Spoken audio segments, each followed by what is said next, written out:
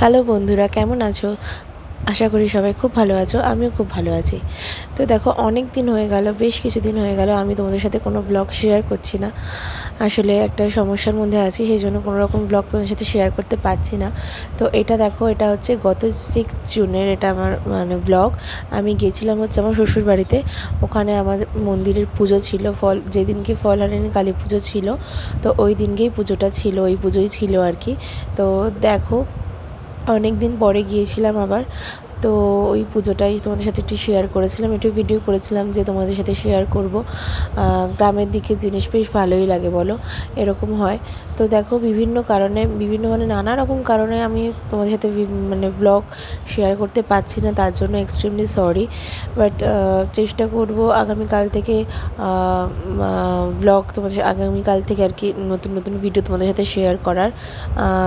Please please please তোমরা আমার পাশে থেকো। আমার ফেসবুক পেজকে অবশ্যই ফলো করো, লাইক, সাবস্ক্রাইব আর সরি, আমার ইউটিউব যে চ্যানেলটা রয়েছে রিমিস ডেলি ব্লগ, তো ওটাকে চ্যানেলটাকে সবাই অবশ্যই সাবস্ক্রাইব করো। আমার ভিডিওগুলোকে লাইক, কমেন্ট, শেয়ার অবশ্যই করো যদি ভালো লাগে। তো দেখো, সকালবেলা থেকেই পুজোটা হয়েছিল, কিন্তু আমি গিয়ে পৌঁছেছিলাম হচ্ছে 12টার সময়।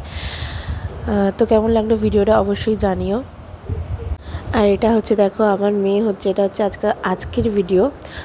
তো দেখো, আমার মেয়ে হচ্ছে দই খাচ্ছিল, ওর মামু ওকে মিষ্টি দই এনে দিয়েছিল, মাদারদের যে দইগুলো হয়, তো ওটাও খেতে খুব ভালোবাসে, সেই জন্য আজকে ওকে এনে দিয়েছিল। দেখো কি সুন্দর খাচ্ছে, ও এত ভালোবাসে। ওকে আমি বললাম যে আর একটু দেবো, ওকে যত দেবো তত খেয়ে নেবে এরকম, কিন্তু বাচ্চা মানুষ, ওর জন্য বেশি দিই না।